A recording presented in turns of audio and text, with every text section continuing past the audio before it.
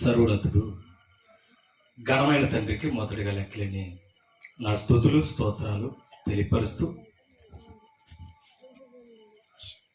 మరి ఈరోజు దేవుని మాటలు మనం వినడానికి ఆలకించడానికి తండ్రి అయిన దేవుడు ఎంతో కృప చూపించి ఆయన సన్నిధిలో ఉండి ఆయన మాటలు ఆలకించే అవకాశం ఇచ్చారు. మరి దేవుడు ఈ గ్రామంలో తన కుమారుడైన యేసుక్రీస్తు స్వరక్తం సంపాదించిన క్రీస్తు సంఘములో కొనసాగడానికి, క్రీస్తు సంఘం యొక్క సత్యాన్ని ప్రకటించడానికి దేవుడు ఎంతగానో కృప చూపిస్తున్నారు. మరి ఎన్నో సంవత్సరాల నుంచి పరిచర్య కొనసాగడానికి తండ్రి అయిన దేవుడు ఆయన కృపను మెండుగా అనుగ్రహిస్తున్నారు. మరి రోజు ఆయన మాటలు వినడానికి ప్రతి నెల స్థానిక సంఘము నుంచి నెల కొడుకు అనేది ఏర్పాటు చేయడం అనేది నిర్ణయం తీసుకున్నప్పుడు దేవుని కృప వలన ఆ నెల కొడుకులు ఆగకుండా ప్రతి నెల జరగడానికి దేవుడు ఎంతో కృప చూపించి అవకాశాలు అనుగ్రహిస్తున్నారు. జనవరి నెలలో, ఫిబ్రవరి నెలలో, అలాగే మార్చి 3వ నెలలో కూడా దేవుడు సువార్తను ప్రకటించడానికి, దేవుని యొక్క మాటలు అందించడానికి ఎంతో కృపను చూపించున్నారు. మరి ఈరోజు స్వార్థికులు సహోదరులు కాంతారావు గారి యొక్క కుటుంబం తరపున ఈ నెల కూడిక ఏర్పాటు చేసి దేవుని యొక్క వాక్యాన్ని అందించడానికి దేవుడు వారికి అవకాశాన్ని ఇవ్వడం, ఈరోజు చక్కటి వాతావరణంలో ఆయన పని జరిగించడానికి, ఆయన మాటలు వినిపించడానికి దేవుడు మనకి ఎంతో కృప చూపించున్నారు. మరి వారి కుటుంబాన్ని మందించి స్థానిక సంఘస్థులు, బంధువర్గాలు, మరి వచ్చిన మీ అందరికీ కూడా క్రీస్తు నామమున హృదయపూర్వక వందనాలు తెలియపరుస్తూ విలువైన దేవుని సంగతులు పరిశుద్ధ గ్రంథం నుంచి మనం నేర్చుకుందాం. ప్రార్థన చేసుకుని మన వాక్య పరిచయంలోనికి వెళ్దాం. మరి లైవ్ వెళుతుంది. చాలామంది మనం ముందు లేకపోయినా లైవ్లో ఆయా ప్రాంతాల్లో వాక్యాన్ని వింటున్నారు. అయితే దయతో అర్థం చేసుకుని ఎవరు కూడా శబ్దాలు చేయకుండా, మాట్లాడకుండా కొద్దిగా నిశ్శబ్దంగా ఆలకించినట్లయితే మన మాటల వారికి చేరకుండా వాక్యం చేరే అవకాశం ఉంది. ముఖ్యంగా పిల్లలు కూడా అమ్మా ప్రార్థన చేసుకుని మన వాక్య పరిచయంలోనికి వెళ్తాం. సర్వోన్నతుడు, సర్వశక్తిమంతుడు, పరమందు ఆసీనుడు అయిన తండ్రి, మీకు స్తోత్రాలు. దీనులమైన మమ్మల్ని జ్ఞాపకం చేసుకొని ఏ దీన స్థితిలో తండ్రి మీ పరిచర్య చేసే భాగ్యాన్ని మీ కుమారుని యొక్క సంఘం ద్వారా మీ బిడ్డలుగా మాకు అనుగ్రహించిన సమయానికై, యోగ్యతకై స్తోత్రాలు. మీ ప్రియ సేవకులు, మా సహోదరులు కాంతారావు గారి కుటుంబం ద్వారా తండ్రి ఈ పరిచర్య జరగడానికి, అలాగే తండ్రి ఈ పరిచర్యలో మరి ఇలాగ తండ్రి మీ వాక్యాన్ని అందించడానికి ఎంతో కృప చూపించున్నారు. మరి నెల కూడిక వారి కుటుంబం తరపున ఏర్పాటు చేయడానికి తగిన సహాయాన్ని మీరు అనుగ్రహించినందుకు స్తోత్రాలు. మీ చిత్తమైతే రాబోయే నెలలో కూడా ఈ సంవత్సరం అంతా మరి స్థానిక సంఘ బిడ్డల ద్వారా, మా అందరి ద్వారా సువార్త కూడికలు జరిగి మీ పరిచర్యను అభివృద్ధి చేయడానికి, మీ వాక్యాన్ని అందించడానికి తగిన అవకాశాన్ని కల్పించమని అడుగుతున్నాం. సహాయం దయచేయండి. మీ వాక్యాన్ని వినడానికి చేరువచ్చిన సంఘస్థులు, కుటుంబస్తులు, గ్రామస్తులు, బంధువర్గాలు చేరువచ్చిన ప్రతి ఒక్కరిని జ్ఞాపకం చేసుకోండి. అందరూ వాక్యాన్ని ఎరిగిన వారు, వాక్య గౌరవాన్ని తెలిసిన వారు కనుక నిశ్శబ్దముగాను వినయముగాను మీ వాక్యం వినే భాగ్యాలు దయచేయండి. మీ మాటలు వినగలిగిన జ్ఞాన వివేకాలు ప్రసాదించండి. మరి ఆలకిస్తున్న ప్రతి మాటను పరిశీలన చేయగలిగిన మనసును మాకు దయచేయండి. దేవా, గ్రంథం మీరు మమ్మల్ని ప్రేమించి ముద్రించి ఇచ్చారు కానీ తండ్రి, మా చేతిలో ఉన్న పరలోక సంబంధమైన జ్ఞానం కనుక మేము మనసులో లోకం వరకు ఆలోచించగలం. మీ వాక్యము ద్వారా పరలోక సంబంధమైన సంగతులు మేము ఆలోచించి వాటిని గ్రహించే హృదయాలు మాకు దయచేయండి. మీ వాక్యాన్ని వివరించుచుండగా వివరించగలిగిన వివేకాన్ని, జ్ఞానమును, మీ పరిశుద్ధాత్మ సహాయమును, సహకారాన్ని అందించండి. ఈ ప్రాంతంలో ఉన్న ప్రతి ఒక్కరిని దీవించండి. తండ్రి, మేము బ్రతుకుచున్నామంటే కేవలం మీరు ఇచ్చిన ఊపిరి. మేము ఉనికి కలిగి చాలిస్తున్నామంటే తండ్రి మీరు చూపుతున్న కృప, భాగ్యము మా పట్ల వాత్సల్యత ఈరోజు సజీవుల గురించి మీ పని జరగడానికి, జరుగుతున్న పనులు మేము ఉండడానికి కృప చూపించండి, దీవించండి. ఈ మాటలు లైవ్ ద్వారా కూడా ఏ ప్రాంతంలో ఉన్నవారు ఆలకిస్తున్నారు. అందరూ కూడా తగిన హృదయాలు ఇవ్వండి. మేము మాటలు అర్థం చేసుకుని వారు ఉన్న ప్రదేశంలో వాక్యానుసారంగా భయభక్తులు ఎదుగుతూ మీ చిత్తాన్ని ఎరిగి మీ నామ మహిమ కొరకు వారును మేమందరం బ్రతకడానికి కృప చూపుతారని విలువైన సంగతులు నేర్పించి బలపరచమని ఘనత మహిమ ప్రభావాలు మీరు పొంది మా ప్రార్థన ఆలకించి ప్రార్థన ప్రతిఫలం దయచేయగలరని యేసుక్రీస్తు పరిశుద్ధ నామమును బట్టి ఈ ప్రార్థన సమర్పించి వేడుకుంటున్నాం మా ప్రియ పరలోకపు తండ్రి, ఆమేన్. దేవుడు మనకి ప్రేమించిన సమయాన్ని జాగ్రత్తగా ఆలోచిద్దాం. ఈ 66 పుస్తకాల గ్రంథంలో దేవుడు ఎన్నో సంగతులు తన గ్రంథంలో మనమందరం కూడా నేర్చుకోవడానికి, తెలుసుకోవడానికి రాయించి ముద్రించి ఇచ్చారు. ప్రతి మాటను మనం చదువుతున్న వారు చాలా సార్లు బైబిల్ ఎక్కువగా చదివిన వారు ఉంటారు, తక్కువగా చదివేవారు ఉంటారు, అప్పుడప్పుడు చదువుతున్న వారు కూడా ఉంటారు. నిరంతరం బైబిల్ చదవకపోయినా ఇటువంటి కూడుకుల్లో బైబిల్ తెరిచి వాక్యం వారు ఉంటారు. అటువంటి భక్తిని, విశ్వాసాన్ని, సామర్థ్యతని దేవుడు మనం ప్రేమించి ఇచ్చారు. అందరూ వాక్య విలువలు నెరిగిన వారు కనుక ప్రతి మాటను జాగ్రత్తగా మనం పరిశీలన చేద్దాం. దేవుడు రాయించిన ప్రతి మాట కూడా తన సంకల్పన మనం తెలుసుకోవడానికి ఈ మాటలు రాయించాడు. వాక్యం చదివితేనే దేవుని ఉద్దేశం తెలుస్తుంది, దేవుని యొక్క నిర్ణయాలు అర్థం చేసుకునే అవకాశం. వాక్యం వినకుండా, చదవకుండా తెలుసుకునే అవకాశం దేవుని గురించి మనకు అవుతే లేదు. ప్రతి మాటను దేవుడు మన మేలు కొరకు రాయించారు. కొన్నిసార్లు యేసు ప్రభు వారు ఈ లోకంలో ఉండగా తండ్రి చిత్తాన్ని నెరవేర్చడానికి నేను ఈ లోకానికి వచ్చి ఉన్నానని ఎన్నోసార్లు యేసు ప్రభు వారు ఈ భూమి మీద మానవ శరీరంలో ఉండగా మాట్లాడిన విషయాలు మనం చూస్తున్నాం. ఒక మాటను మనం చదువుతాం. మత్తయి సువార్తలోనికి మనం వెళ్తాం. మత్తయి సువార్త 21వ అధ్యాయము. మత్తయి సువార్త మొదటి నుంచి మనం చదివినట్లయితే కొన్ని సంగతులు అక్కడ మత్తయి గారి ద్వారా రాస్తున్నాడు. 21వ అధ్యాయం మొదటి వచనం. తరువాత యెరూషలేమునకు ఎవరో యేసు ప్రభు ఆయా ప్రదేశాలను సంచరిస్తూ యెరూషలేముకు సమీపించారట. యెరూషలేమునకు సమీపించి ఒలీవ చెట్ల దగ్గర ఉన్న ఆ ఒలీవ చెట్ల కొండ దగ్గర ఉన్న బెత్ఫగేకు వచ్చినప్పుడు యేసు తన శిష్యులలో ఇద్దరిని చూచి ఆ ప్రదేశానికి వచ్చినప్పుడట యేసు తన 12 మంది శిష్యుల్లో ఇద్దరిని చూసి ఆయన ఒక పని అప్పగిస్తున్నాడు అన్న వారిద్దరికి. మీ ఎదుటనున్న గ్రామమునకు వెళ్ళుడి, వెళ్ళగానే కట్టబడి ఉన్న ఒక గాడిదను దానితోనున్న ఒక గాడిద పిల్లయు మీకు కనబడును, వాటిని విప్పి నా యొద్దకు తోలుకుని రండి అని చెప్పాడట. ఎవరికి?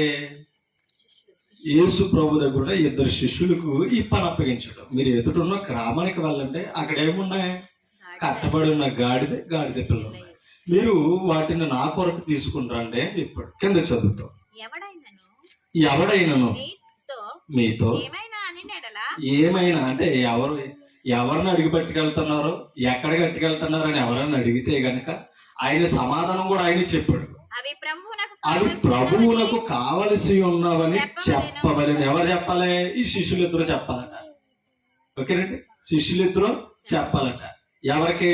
అక్కడ ఎవరు అడిగితే ఆ గాడిద పిల్లలను తీసుకొస్తున్నప్పుడు ఎవరు అడిగితే వారికి సమాధానం చెప్పాలట.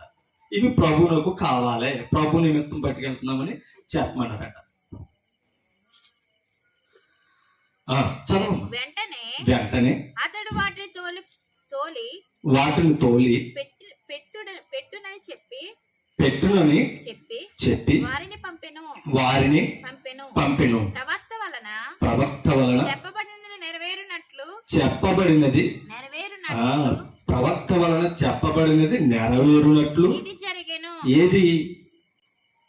ఏది జరుగుతుంది ఒక గాడిదయు అంటే ఇప్పుడు యేసు ప్రభు గాడిదను తీసుకురామని చెప్పడం, వాటిని ప్రభు కొరకు తేవడం ప్రవక్త ప్రవచించాడు. మీకు అర్థమవుతుందా? కింద చదువుతాం. అదేమనగా ప్రవక్త వలన చెప్పబడినది నెరవేరినట్లు ఇది జరిగింది. 4వ వచనం చదువుతాం. అదేమనగా ఇదిగో నీ రాజు 5వ వచనం, ఇదిగో నీ రాజు సాత్వికుడై గాడిదను చూడండి, భారవాహక పశు పిల్ల అయిన చిన్న గాడిదను ఎక్కి నీ యొద్దకు వచ్చుచున్నాడు. ఎవరు? యేసు ప్రభు. ఎలా వస్తున్నాడట?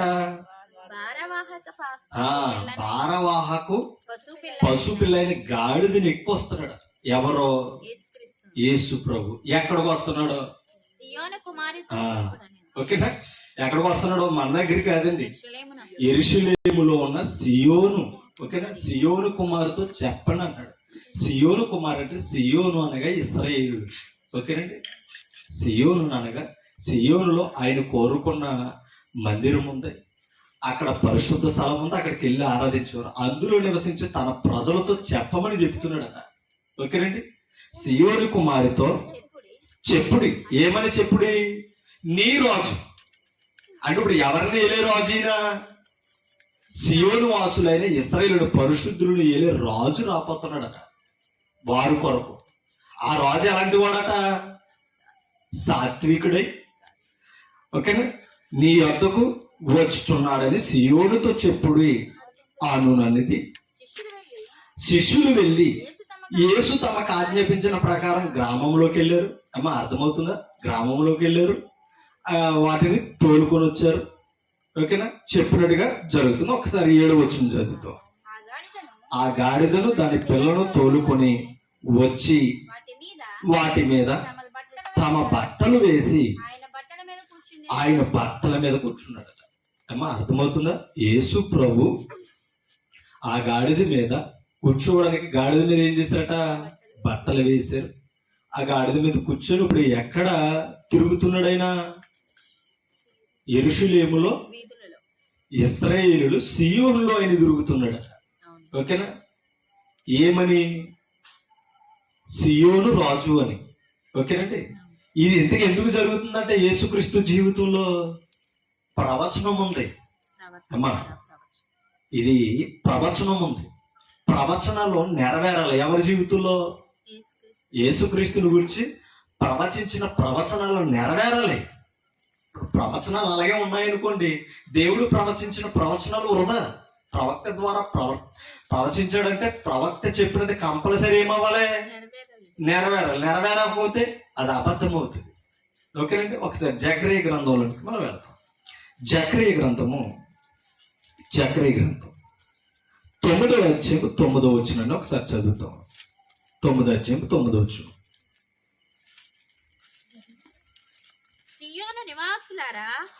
ఈ మాట మత్తయి సువార్తలో చదువు మత్తయ్య గారు మాట్లాడుతుంటారు.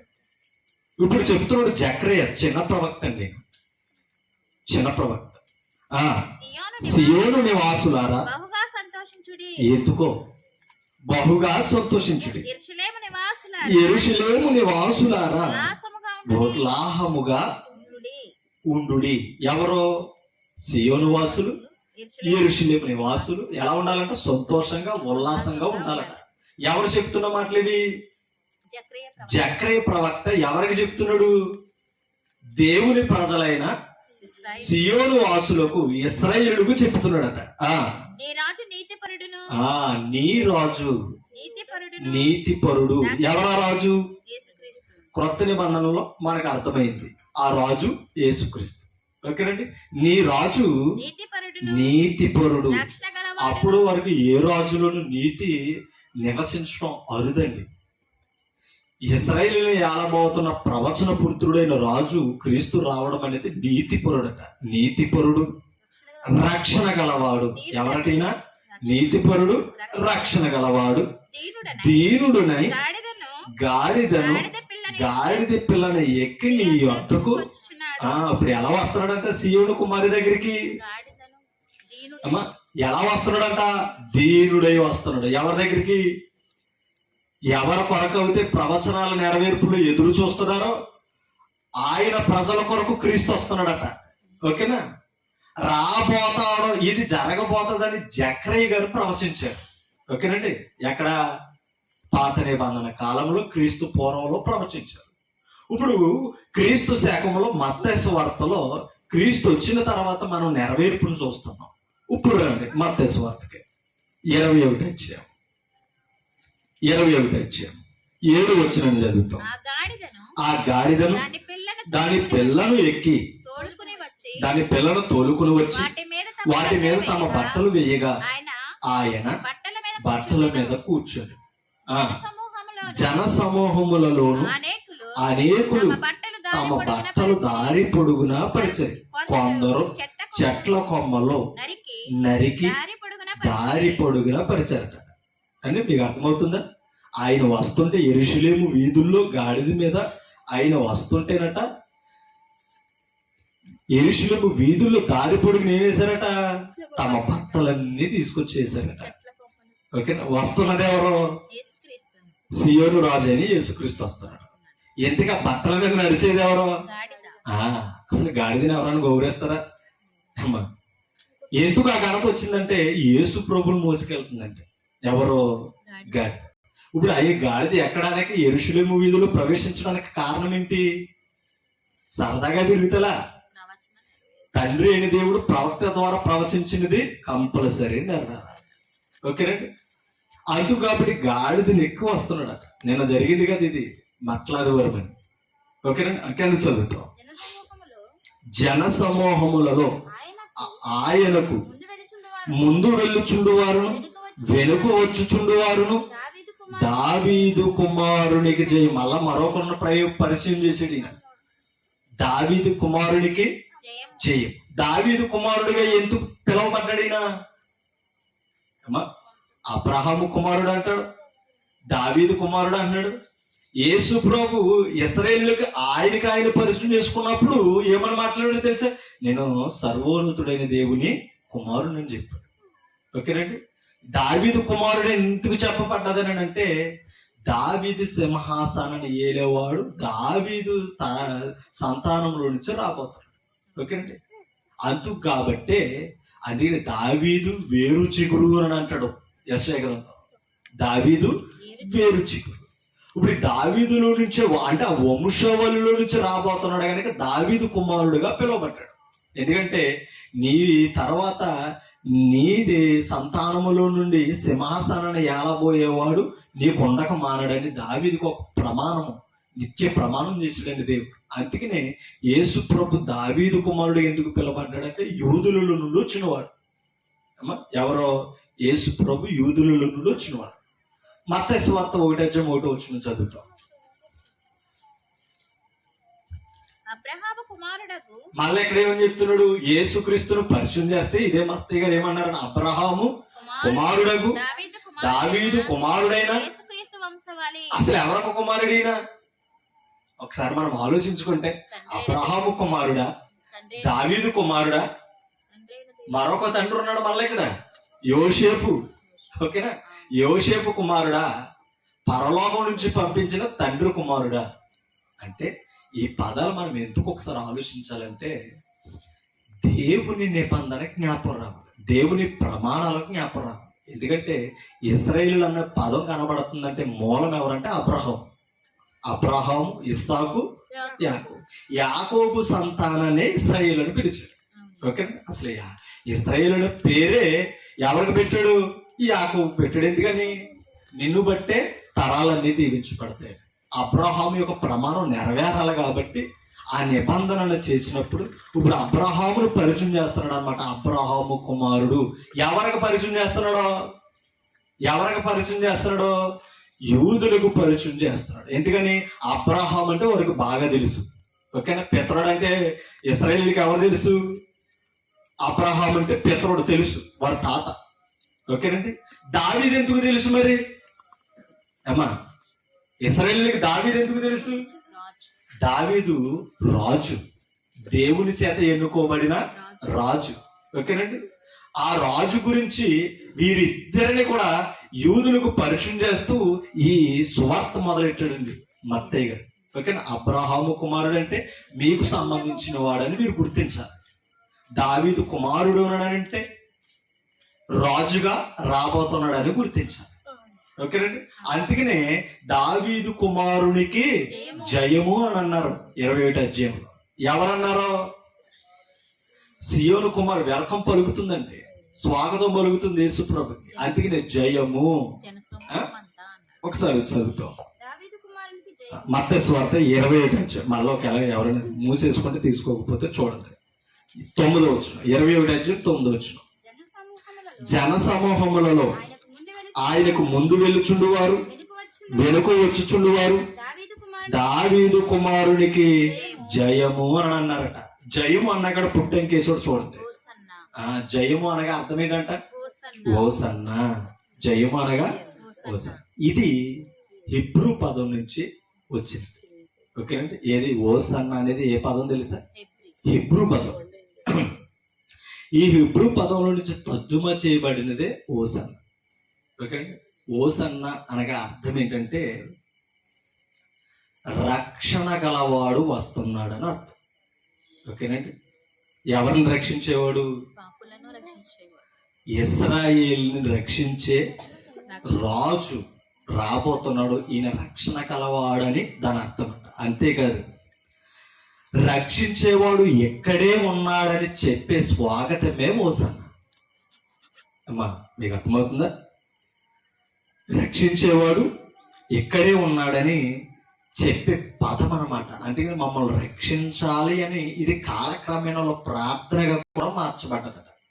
ఓకేనండి? ఏది? ఓసన్న అనే పదం. ఓసన్న అనగా అర్థం ఏంటి? హిబ్రూ పదమేమో ఓసన్న, తెలుగు పదం ఏది? ఇంకా చెప్పాలంటే గ్రీకు పదం అన్నమాట. అంటే గ్రీకులో రాసిన జయం అనేది గ్రీకు పదం. హిబ్రూ పదం ఏది? ఓసన్న. ఓకేనండి? ఓసన్న అనగా అర్థం ఏంటి తెలుసా? జయము. మమ్మల్ని రక్షించే రాబోతున్న రాజుకి జయము, స్వాగతం పలుకుతున్నారు అనమాట. ఎవరో? ఇశ్రాయేలీయులు. ఏ రాజు కొరకైతే ఎదురు చూస్తున్నారు? ఓకేనా?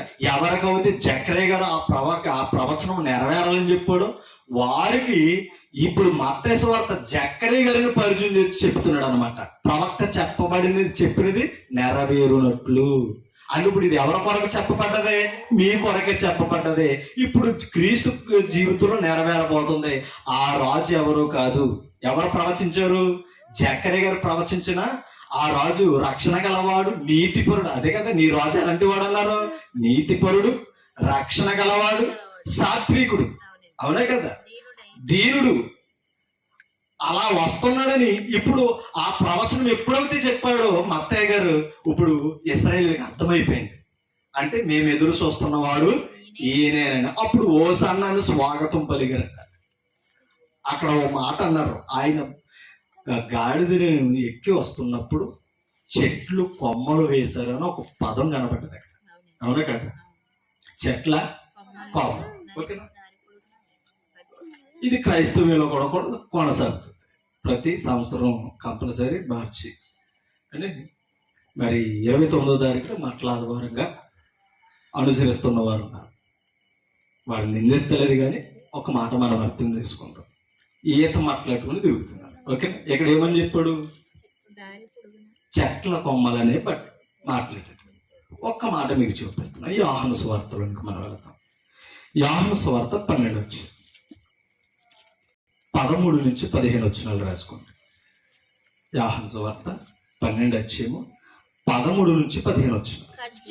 ఖర్జూరపు మట్టలు పట్టుకొని ఆయనను ఎదుర్కొనబోయే యేసు ప్రభుని ఎదుర్కొన్న వారు ఏ పట్టుకుని వెళ్తున్నారట? అక్కడ మత్తయ్య గారు ఏమని పరిచయం చేశాడు? చెట్ల కొమ్మలు. వివరించలేదు ఏది. ఇక్కడ యోహాను గారు క్లారిటీ ఇచ్చాడండి. ఏమని తెలుసా? ఖర్జూరపు మట్టలట్టుకుని తిరిగారు. ఒక మాట, ఎందుకు తిరిగారు? ఎందుకు ఆయన్ని ఎదుర్కొన్నారు? మీకు అర్థమవుతుందా? ఒక మాట చెప్పాలంటే, ఖర్జూరము అనేది ఆశీర్వాదానికి చూసిన కొంత వృక్షం. మీకు అర్థమవుతుందా? ఖర్జూరం అనేది, ఒలీవ చెట్టు అనేది కాలంలో ఇశ్రాయేలు కాలంలో అది దీవెనిగా వాడబడిన వృక్షపు యొక్క ఫలాలు ఉండేవి. ఓకేనా? ఒక మాట మీకు చూపిస్తాను ఆ పదానికి.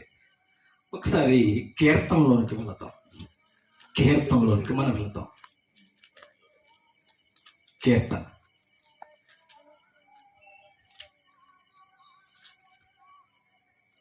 తీసారా? 92వ అధ్యాయం కీర్తన. ఆ పదం అక్కడ ఎందుకు ఆ మాట్లాడుకుని ఆయన ఎదుర్కొన్నారో ఒక మాట మీకు చూపిస్తుంది. 92వ అధ్యాయం 12వ వచనం చూడండి. కీర్తన. అందరూ వింటున్నారు కదా, జాగ్రత్త చూడండి. నీతిమంతులు ఖర్జూర వృక్షము వలె. అంటే దాని అర్థం ఏంటి చెప్పండి? అంటే ఖర్జూరం వృక్షము వలె మొవ్వు వేయదు. మొవ్వు అంటే అర్థం ఏంటి? చిగురించడం, ఎదుగుదలకి సూచన. అవునే కదా?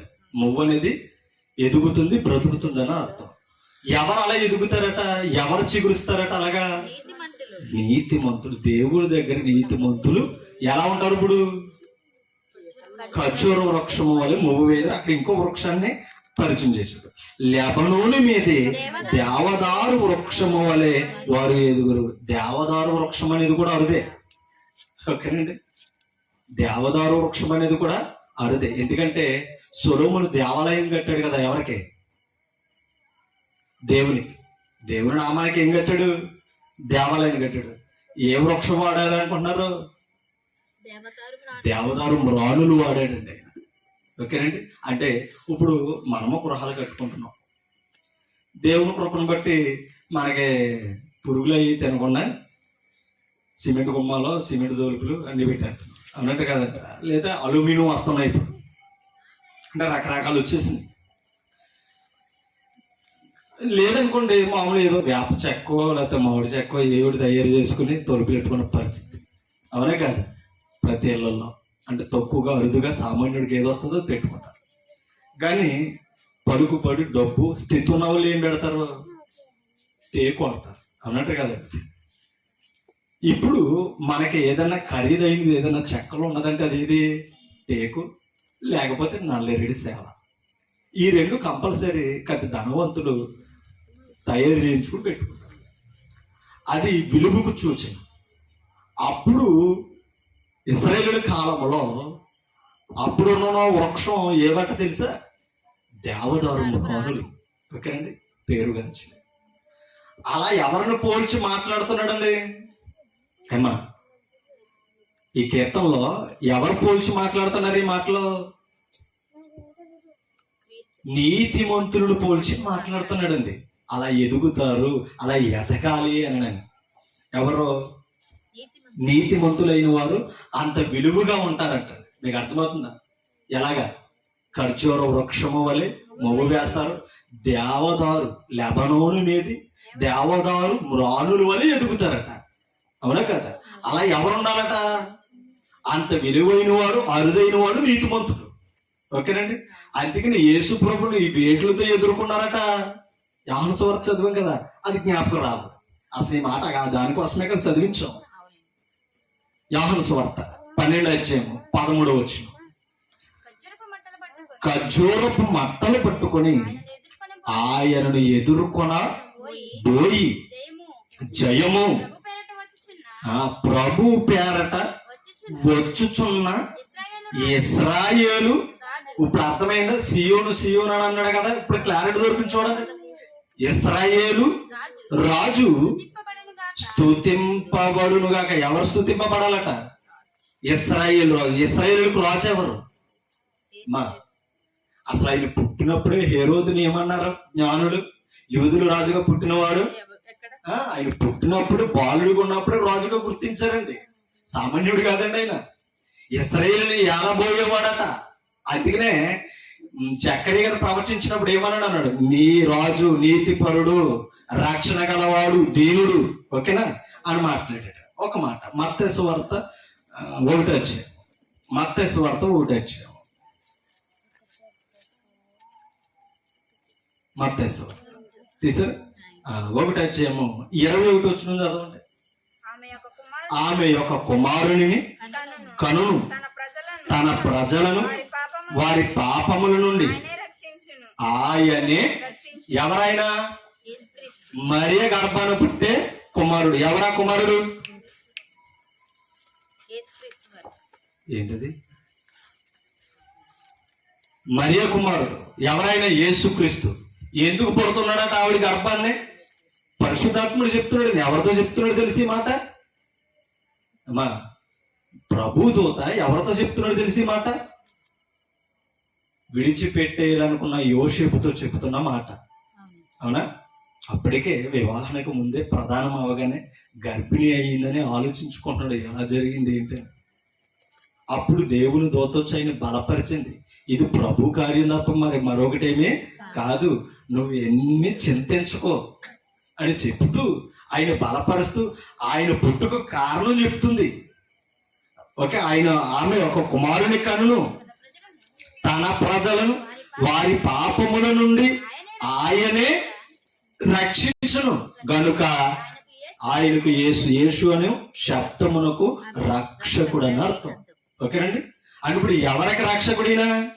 ఇశ్రాయేలులకి రక్షణ, సియోను వాసులకు, యెరూషలేము వాసులకు రక్షణగా రాబోతున్నాడు. ఎందుకంటే అప్పటికి రాజులు ఇశ్రాయేలులో ఉన్నారండి. కానీ ఎందరో రాజులున్న శత్రువులకి లొంగిపోయి, ఓకేనా, బబులోను రోజుకి, ఐగుప్తు రాజులకి లొంగిపోయి బానిసలుగా ఉన్న పరిస్థితులు లేవా అమ్మా? ఆలోచించండి. ఎందుకంటే 70 సంవత్సరాలేమో బబులోను రాజు చేతి కింద, చక్రవర్తి కింద బానిసలు అయిపోయారండి. ఎవరు తెలుసా?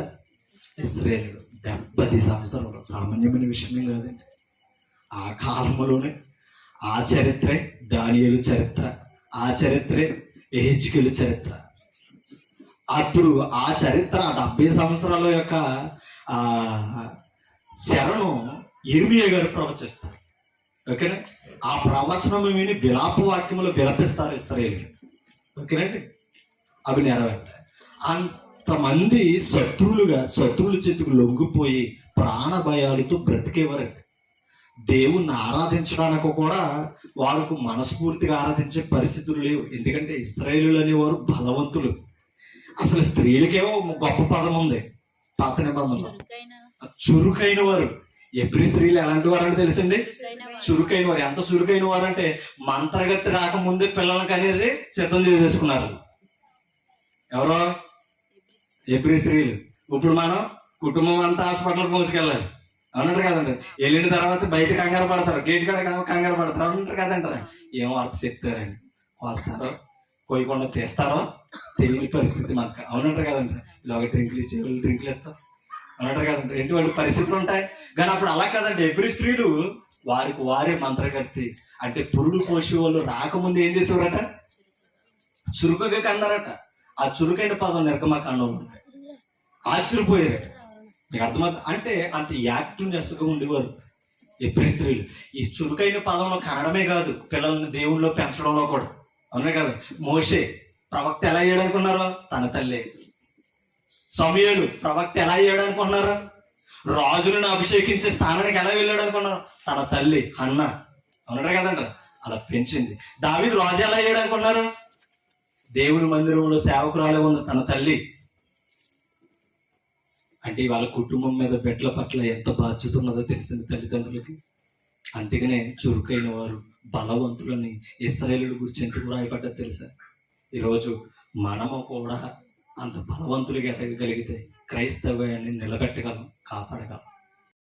ఆ పరిస్థితిలో మనం ఉండాలండి. ఎవరో ఏదన్నారని జడిచిపోయి వణుకుపోయి అక్కడ ఆగిపోవడం కాదు, ఎలా ఎదుర్కోవాలని నిలబడాలి. మనం అర్థం చేసుకోవాలి. శత్రువు ఎప్పుడూ బలవంతుడే, కానీ ప్రతి ఒక్కడికి ఏముంటది? బలహీనత. దాన్ని ఆలోచించాలి మనం ఎప్పుడు కూడా. ఎందుకంటే మన పక్షంగా పోరాడేవాడు దేవుడు. దావీదు నేను చంపేస్తాను, గొలియేస్తాను, యుద్ధము ఆయన చూస్తాడు. ముందు మనం కదలాలని నిలబడాలి. దేవుని పని మనం చేయాలనుకున్నప్పుడు మనం పూనుకుంటే నిలబెట్టి కొనసాగింపజేసే పనిని నెరవేర్తించగలిగిన స్థితినిచ్చేవాడు దేవుడు. అది ఎప్పుడు మనం మర్చిపోకూడదు. ఓకేనా? అంటే తన ప్రజలను ఏలే రక్షకుడు ఎవరు? యేసుక్రీస్తు. అందుకనే నీ రాజు రక్షణ గలవాడని అన్నాడు. అది నెరవేర్తాం. ఓకేనా? యేసు ప్రభు ఎందుకు ఆయన అలా ఎదుర్కొన్నారని అంటే అక్కడ చెప్పాడు చూడండి. ఇశ్రాయేలీలను మత్త యోహాను సువార్త 12వ అధ్యాయం, యోహాను సువార్త 12వ అధ్యాయం 13వ వచనం. ఖర్జూరపు మంటలు పట్టుకుని ఆయనను ఎదుర్కొనబోయి జయము ప్రభు పేరట వచ్చుచున్న ఇశ్రాయేలు రాజు స్తుతింపబడును గాకని కేకలేశారంటే ఇశ్రాయేలు స్తుతింపబడాలి. ఓకేనా? ఆయన వస్తున్నప్పుడే స్తుతి పలికారు. ఎవరికే? యేసు. అంటే ఇప్పుడు స్తుతులకు కారకుడా కాదు యేసు ప్రభు. మరలా ఇంకో విషయం చెప్పాలంటే, బాలుడుగా ఉండగానే మరియ చేతుల్లో ఉండగానే జ్ఞానులు వెళ్ళి ఏం చేశారు? కానుకలన్నీ సమర్పించి ఆయన పూజించారు అని అన్నారు. అంటే పూజకు అర్హుడే కదా యేసుక్రీస్తు. పూజించాలి, సేవించాలి, స్తుతించాలి యేసు ప్రభు. అదేంటండి మానవుడు కాదని అనొచ్చు. మానవుడిగా ఎందుకు వచ్చాడు ఆయన?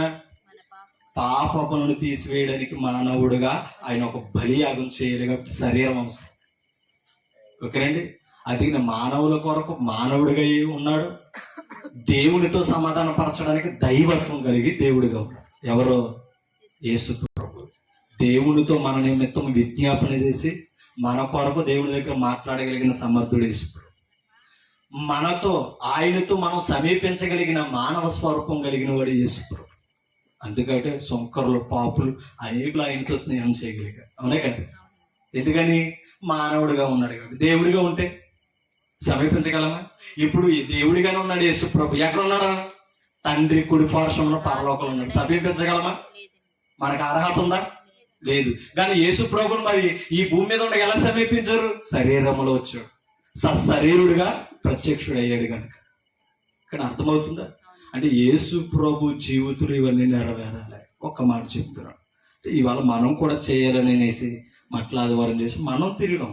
ఒక మాట అర్థం చేసుకోండి. అంటే నేను ఈ మాట చెప్పినంత మాత్రాన్ని మీరు వదిలేస్తారని నేను చెప్తాను, కానీ ఒక మాట అర్థం చేసుకోండి. ఇశ్రాయేలులు అది ఎందుకు చేశారంటే ప్రవచనము నెరవేరాలి.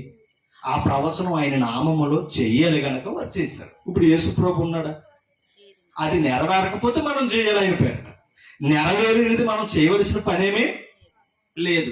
అయినా చేస్తామంటే చేసేవారు ఇష్టం, కానీ అది మనం చేయవలసిన పని లేదు. ఎక్కడ చేసినట్టుగా శిష్యులలో ఎక్కడ కూడా కనపడదు. ఎందుకంటే ఆయన వెంబడించిన వారు ఎంతమంది? 12 మంది.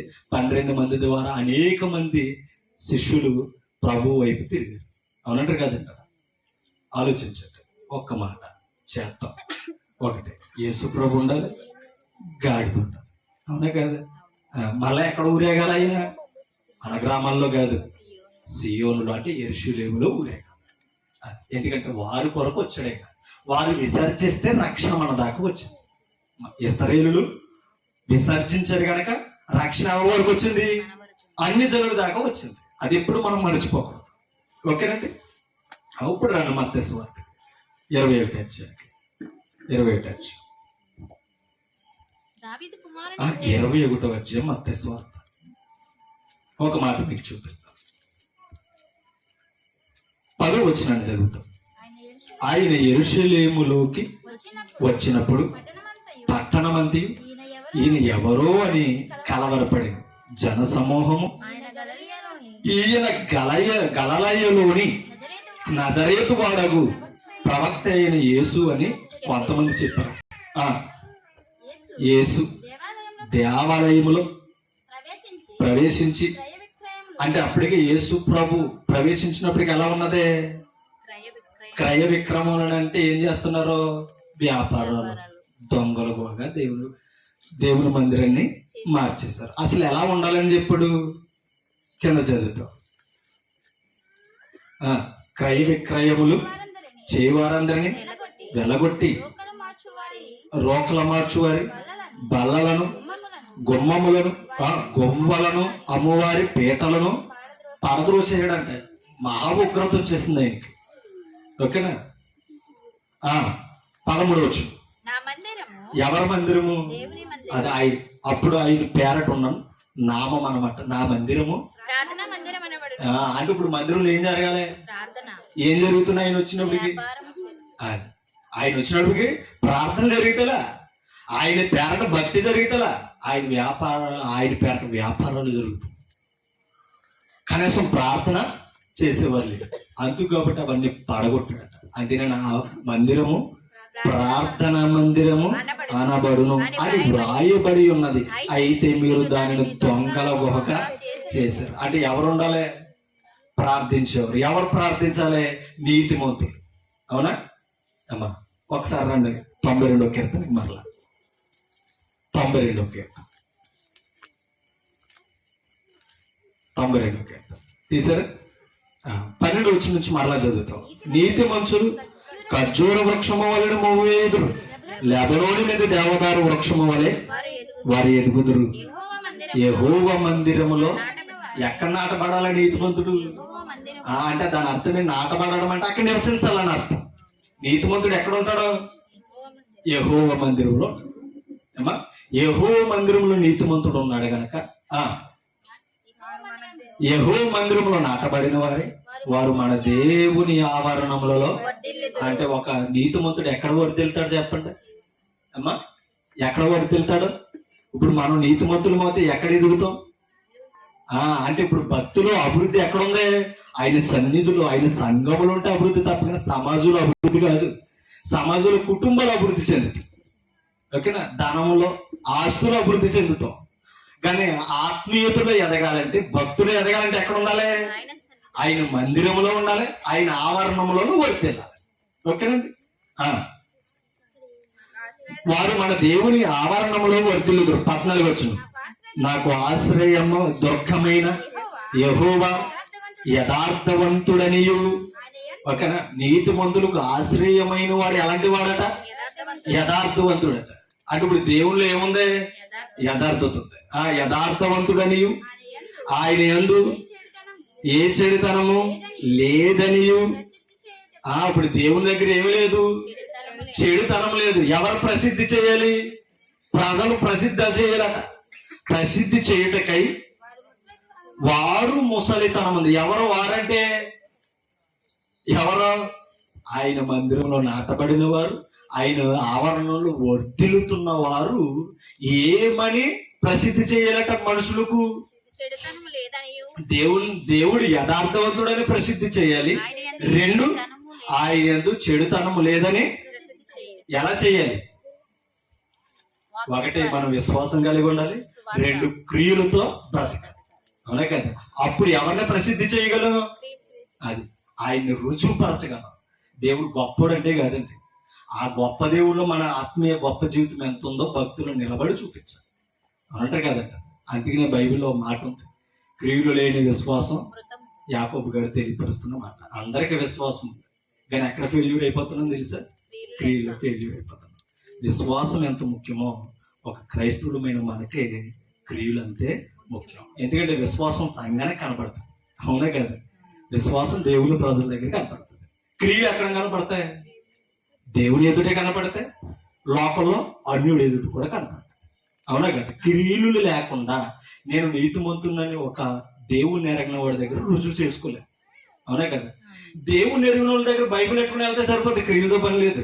అవునట కదంటారా? ఏమనుకుంటారా? ఎంత భక్తి ఉంటేనమ్మా తలారకుండా వెళ్ళిపోతుంది బైబిల్ ఎట్టుకుని విడి అన్నట్టు కదంటారా? ఎందుకంటే తలారకుండా ఇంటికి వెళ్ళిపోతుంది విడి, ప్రార్థన ముగింపు అయిపోతుంది, పనులు తగలేదు, కంగారుగా చేసుకుని. అంటే ఒక మాట మంచిదే కానీ ఎప్పుడు ఒక సిద్ధపాటు ఉండాలండి మనకి. ఏదో ఇప్పుడు ఒక్కోసారి అయితే తప్పదు కార్యక్రమం. మనం ప్రార్థనకి వెళుతున్నప్పుడు ప్రతి ఆదివారం ఎన్నింటికి ప్రార్థన ప్రారంభం అవుతుందో మన సంఘంలో మనకి తెలియదా అమ్మా? ఇప్పుడు ఆ టైంకి ప్రారంభం అవుతున్నప్పుడు ఏ టైంకి మనం పనులు చక్కపెట్టుకోవాలి, ఏ టైంకి లేకపోతే అవుతాయో తెలియదా? ఒక మాట, ఉదయాన్నే మనం పనికి వెళ్తున్నాం, పిల్లలు స్కూల్కి పంపుకుంటున్నాం, గవర్నమెంట్ పనులు ప్రారంభమైపోయినాయి, వెళ్ళిపోతున్నాం. అవునా కదా? ఎన్నింటికి పనులు లేస్తాం? యజమానులు డ్యూటీకి పంపుతాం, పిల్లల్ని స్కూల్కి పంపించేస్తాం, మనం గడ్డపారా తొలిగట్టుకుని వెళ్ళిపోతాం. ఎప్పుడు వెళ్తాం? రైతు వచ్చేటికి కొట్టుకాడు. అవునా కదా? లేదు ఆయన వచ్చి కొలుపు తీస్తుండగా ఓ ముని అయిపోయే వెళ్తాం. మనం వెళ్ళామనుకో ఎంత కళ్ళకద్దుకుంటాడో మనం. వాళ్ళు ఇటువంటి పనులు ఉంటే ఎకరెకరాలు సంపాదించుకుంటున్నాడు అనుకుంటాడా లేదా? అంటే దీన్ని బట్టి ఒక షెడ్యూల్ ఉంది మనకు, అర్థమవుతుంది. సమయానికి ఉండాలండి, పలానా సమయానికి వెళితేనే నేను కూలి పనుల్లో నిలబడగలను అనేది అర్థమవుతుంది. మరి దేవుని దగ్గరకు వచ్చేటప్పటికి దేవుడు చూసుకుంటారని మనం ఎలా అనుకుంటాం చెప్పండి? అంటే నిర్లక్ష్యత కాదు అది.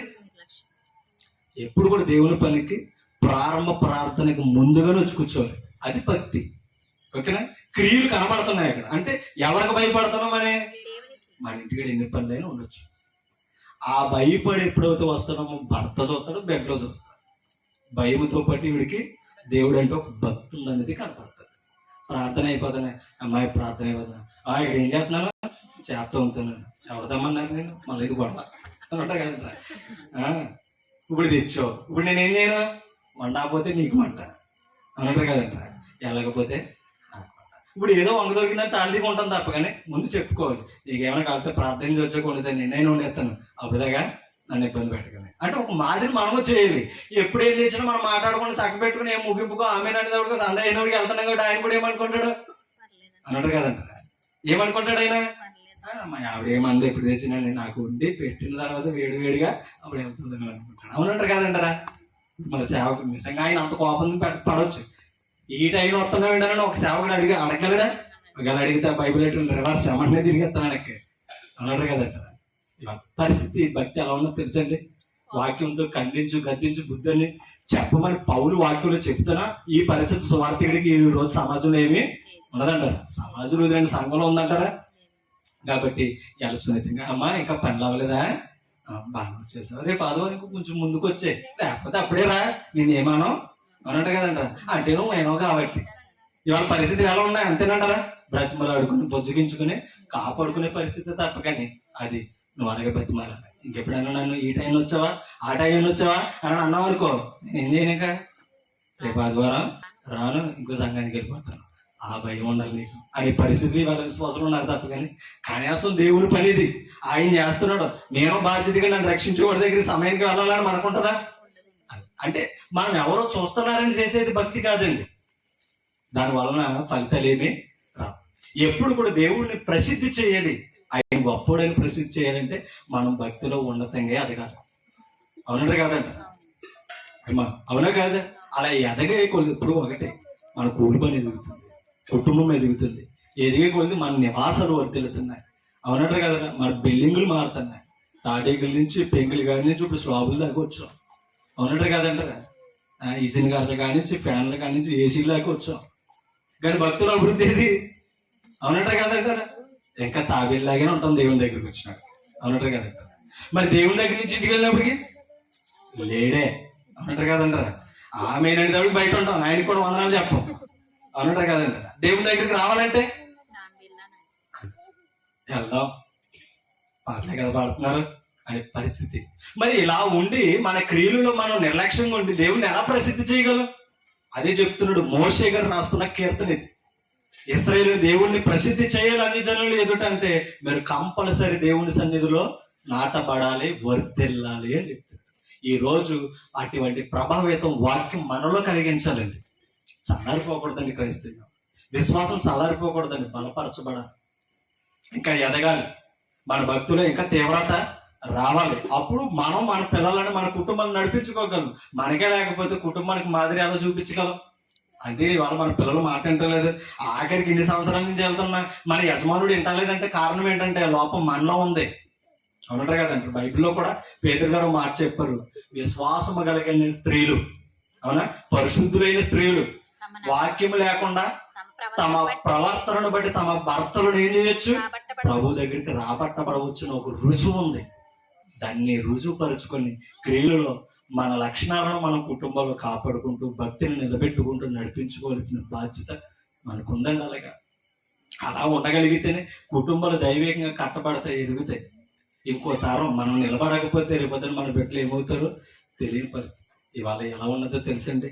మన పిల్లలు చదువుకుంటున్నారు, కాలేజీకి వెళ్తున్నారని అనుకున్నాం, ఇవాళ డ్రగ్స్ తీసుకునే పరిస్థితి. ఎప్పుడైనా విన్నామా? మన ప్రదేశాల్లో గంజాయి తీసుకునే పరిస్థితి ఎప్పుడైనా విన్నామా? ఇవాళ మన ఊళ్ళ వరకు ప్రభావితం అయిపోయినాయి, వ్యాపితం అయిపోయినాయి. దొరుకుతుంటేనే కానీ, ఆ పేరు చెప్పుతుంటేనే కానీ మా కుటుంబంలో మా పిల్లలు ఈ పరిస్థితిలో ఉన్నారని చెప్పుకునే పరిస్థితిలో ఉన్నాం.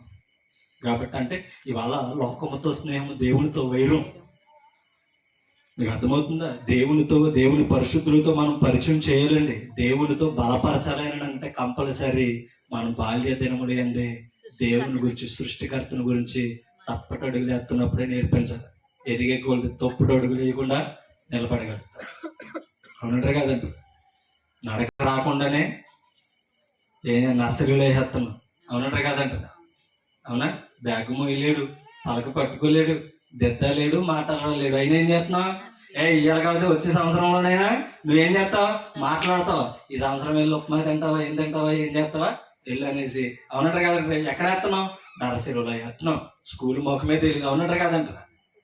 యూకేజీ, ఎల్కేజీ ఈ 3 తరగతులు అవుతుంటేనే కానీ పోస్ట్ క్లాసులో ఏం నేర్పుతున్నాడో బిగినింగ్ అర్థమైపోతుంది. మరి వాళ్ళ సండే స్కూల్లో లేని పిల్లడు ఎవరి ప్రాయంలో వచ్చినప్పుడు దేవుళ్ళో ఉండాలని ప్రార్థన చేస్తే వస్తాడా? నువ్వు తిడితే వస్తాడా? కొడితే వస్తాడా? బాలుడు నడవలసిన త్రోవలు నేర్పించమని ఇది ఎవరితో చెప్తున్న మాట అనుకున్నారు? ఇశ్రాయేలు పిల్లలతో మాట్లాడి చెప్తున్న మాటలవి. మరి ఆ మాటలు చదువుతున్నా మనం ఒక క్రైస్తవ తల్లిదండ్రులుగా ఆ మాటలు మనం ఎలా అన్వయించుకుంటున్నాం, మనం ఎలా తీసుకుంటున్నాం, ఎలా పాటిస్తున్నాం? కాబట్టి వారి కొరకే అనుకోకూడదు, అది మనల్ని కూడా మేలుకొలుపుతుంది, మనకు కూడా ఒక హెచ్చరికగా ఉంది. ఇవాళ చాలా మంది పిల్లలు చక్కగా సండే స్కూల్కి వెళ్ళి పాటలు పాడి దేవుళ్ళు ఎదుగుతున్న వారు ఉన్నారు. వారు ఇప్పటి నుంచి ఆ పునాదులను అనుకుంటే రేపొద్దున యవ్వన ప్రాయంలో కూడా ఏం చేయాలో తొలగిపోరు. యవ్వన ప్రాయంలో తొలగిపోయిన వారు, మన కుటుంబాల్లో భక్తులు ఎదుగుతున్నవారు రేపొద్దున వివాహం అయిపోయాక ఎందుకు తొలగిపోతారనుకోవాలి? అంటే అటువంటి నమ్మకాన్ని మనం కల్పించాలి. నమ్మకాన్ని మనం ఇవ్వాలంటే కంపల్సరీ మనం నిలబడి చూపించాలి. మీకు అర్థమవుతుందండి? ఇశ్రాయేలు గురించి మాటలు ఎందుకు చెప్పాడు తెలుసా? ఒక మాట మీకు చూపిస్తాను చూడండి. న్యాయాధిపతుల గ్రంథంలోనికి వెళ్తాం. న్యాయాధిపతుల గ్రంథం 1వ అధ్యాయం. న్యాయాధిపతుల గ్రంథం 1వ అధ్యాయం తీసారా?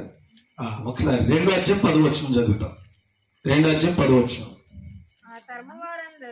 ఆ తరము వారందరూ తమ పితరుల యొద్దకు. పితరులు ఎక్కడ ఉన్నారు? ఆ తరము వారందరూ ఎక్కడికి చేర్చబడ్డారట? అంటే పితరులు ఎక్కడ ఉన్నారు? ప్రభు పిలుపునందుకు వెళ్ళిపోయారండి. అక్కడికి చేర్చబడ్డారట తరములో ఉన్న వారందరూ. ఆ తరములో చేర్చబడిన పెద్దలు వెళ్ళిపోతే పిల్లలు ఉన్నారు. చూడండి, చేర్చబడివి వారి తరువాత అంటే చేర్చబడిన వారు ఉన్నారు కదా పెద్దవారు, వారు ఎరిగి వెళ్ళిపోయారట. వారి తరువాత యెహోవానైనను ఆయన ఇశ్రాయేలు కొరకు చేసిన కార్యములనైనను ఎరుగని తరం ఒకటి పుట్టగా. ఎలాంటి తరం పుట్టిందంట? యెహోవానను యెహోవా ఇశ్రాయేలు కొరకు చేసిన కార్యాలు ఏంటో తెలియని తరం ఒకటి పుట్టిందంట. ఎందుకు అలా పుడతా? ఎందుకు అలా పుడతా? యెహోవాను ఎరిగిన వారు లేరు. మీకు అర్థమవుతుంది? ఇప్పుడు క్రీస్తుని ఎరిగిన వారు మన కుటుంబాలు ఉన్నారా లేదా? మరి మన పిల్లలు ఎందుకు అవిశ్వాసాలుగా ఎదుగుతున్నారు? మనం ఉన్నామని చెప్పుకుంటున్నాం, క్రైస్తవులని చెప్పుకుంటున్నాం, కానీ మన పిల్లలు ఎటు నడుస్తున్నారో, ఏ బీజం పడుతుందో మనం ఆలోచించలేకపోవడం. కాబట్టి ఏదో సెల్ ఫోన్లో క్రిస్టియన్ సాంగ్ పెట్టుకుని రింగ్ టోన్ పెట్టుకుని వెళ్ళిపోతున్నాడు అంటే ఎంతో భక్తి ఉన్నదని అనుకోకూడదు. అన్నట్టు కదంటారా? ఆ ఒక్క పాట రింగ్ టోన్ మార్చేస్తుంది ఏంటి? అవునంటారు కదంటారా? రింగ్ టోన్ బాగానే బయటకి వినబడుతుంది, మరి నిజంగా యూట్యూబ్ ఫోన్ చేస్తుంటే ఏం చూస్తున్నాడా? అన్నట్టు కదంటారా? వాక్యమే వింటున్నాడా? ఎక్కడున్నా సరే వాక్యాన్ని చూస్తుందా? అది మనకే కంపల్సరీ కావాలి. అంటే ఎవరు నిందిస్తలేదండి. ఎందుకంటే ప్రభావం, భయం అనేది, ప్రమాదం అనేది మన చేతుల్లోనే ఉంది. ఒకప్పుడు మనం నడిచిల్లాం, అవి వచ్చేస్తున్నాయి మన దగ్గరికి టెక్నాలజీ ద్వారా. అవునంటారు కదంటారా? మనం అడగక్కర్లేదు, మనం వెతుక్కర్లేదు, అన్ని మన చేతుల్లోకి వచ్చేస్తున్నాయి. ప్రపంచంలో వస్తున్నాం, పక్కడతో పని లేదు. అవునంటారు కదంటారా? ఒకప్పుడు అయితే నలుగురు కూర్చొని ఏదో పెచ్చాబాయ్ మాటలు, ఏదో కుటుంబ విషయాలు ఏవి మాట్లాడుకునేవారు. అవునంటారు కదంటారు? ఇప్పుడు ఆ పరిస్థితి ఏమి? ఎందుకని? అసలు నువ్వు వంటరోడు వాడికి జ్ఞాపకం చేసే పరిస్థితి ఏమీ లేదనమాట. ఇంట్లోనే ఉంటారు.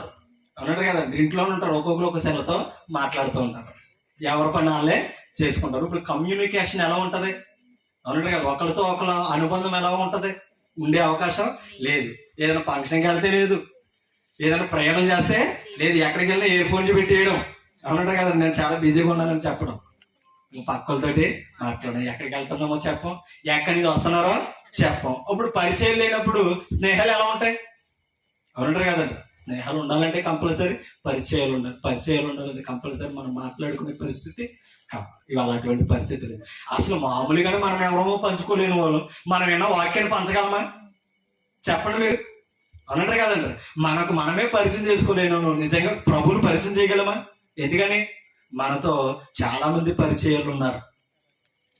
అటువంటి పరిస్థితుల్లో మనం ఉన్నప్పుడు క్రీస్తుని ఎలా ప్రభావితం చేయగలం, ఎలా ప్రసిద్ధి చేయగలం, ఎలా ప్రసిద్ధికి ఎక్కగలం ఒకసారి మనం ఆలోచించుకోవాల్సిన అవసరం ఉంది. ఇశ్రాయేలు తరం ఒకటి ఎరుగిన తరం ఒకటి పుడితే పుడతాయి ఏంటండి అని అనుకోవచ్చు. నిజంగా ఒక మాట మీకు అక్కడ చూపిస్తాను చూడండి.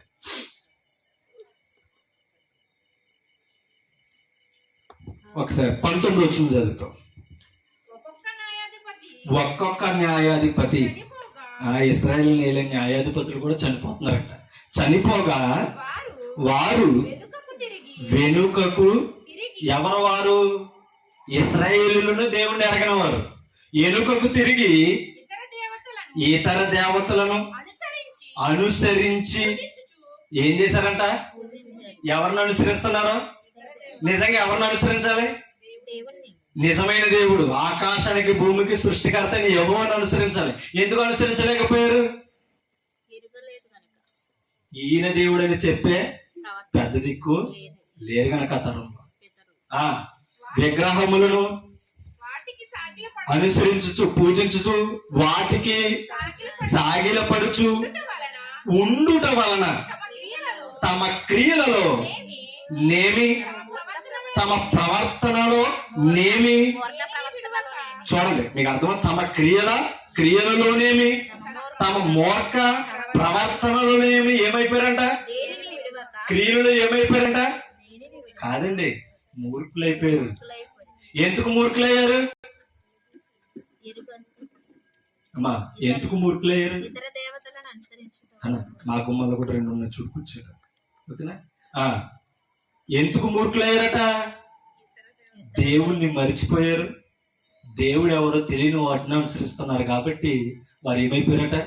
తమ ప్రవర్తన విషయంలో ఏమయ్యారట? మూర్ఖులు. మూర్ఖుడికి ఏదైనా చెప్పమనుకో ఏం చేస్తారు చెప్పండి? బాబా చెప్పు బాబా, అలాగా అలకించి ఏమంటాడా? అవసరం అయితే మన మీద బురద చల్లుతాడు. అవునట్టు కదంట.